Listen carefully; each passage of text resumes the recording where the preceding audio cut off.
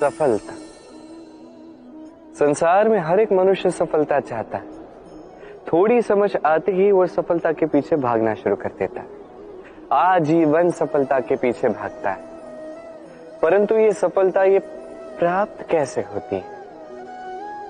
व्यवहार से, छल से, बल से, धन से? दुर्भाग्यवश सफलता ऐसे प्राप्त नहीं होती। हम सबकी कामना होती है, हम वो प्राप्त करना चाहते हैं जो आज तक कभी प्राप्त नहीं कर पाए, वो पाना चाहते हैं जो आज तक कभी नहीं पा सके, वो अपने पास रखना चाहते हैं जो आज तक कभी हमें नहीं मिला। अब ये सब किया कैसे जाए? यदि आप वो प्राप्त करना चाहते हैं जो आज तक कभी कर नहीं पाए, तो आपको वो करके दिखाना होगा जो आज तक आप कभी करके ना दिखा पाए। एक लकड़ी जो जलती है, जलने की ऊर्जा उसके भीतर होती है, किंतु उसे जलने के लिए एक बाहरी ज्वाला की आवश्यकता होती है। ये ज्वाला गुरु है। वो ताप जो लकड़ी को जलाता है, वो ताप है गुरु के प्रयास। सफलता तब प्राप्त होती है जब आप असफलता से सीखना प्रारंभ करते हैं। असफलता से शिक्षा प्राप्त करना अत्यंत आवश्यक है। की हुई भूलों से सीखना अत्यंत आवश्यक है। यदि आप असफलता से भयभीत रहते हैं, उससे दूर भागते हैं, तो जीवन में कभी आगे नहीं बढ़ पाएंगे।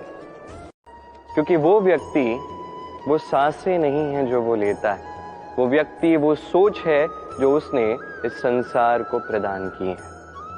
हम उस व्यक्ति की सोच का ही अंत कर देते हैं।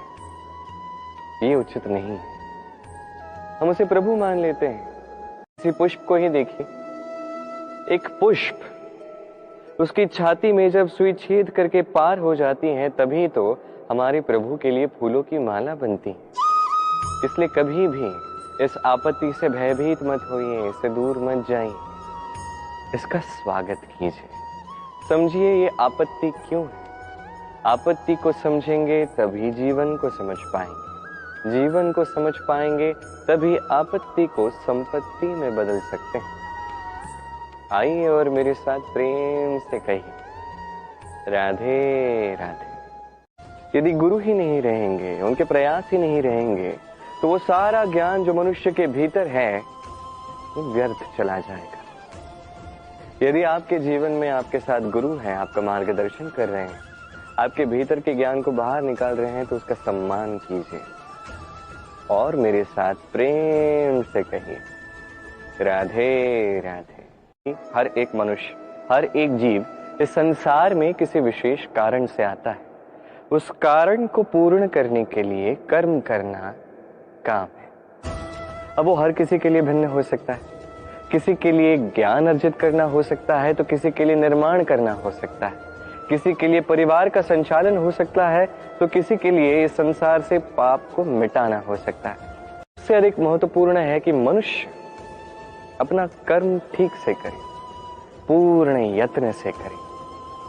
तीसरा पुरुषार्थ ये काम, इसका अनुचित अर्थ स्वयं को समझा देना, अर्थात समस्त जीवन को निरर्थक कर देना है।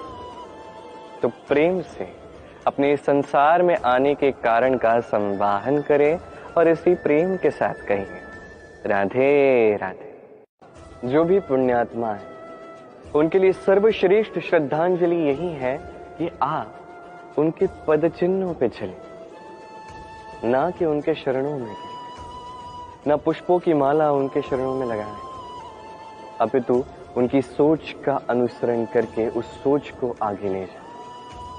ये ना केवल आपके लिए अपितु समस्त संसार के लिए लाभदायक है। तो यही कीजिए और मेरे साथ प्रेम से कहिए, राधे राधे।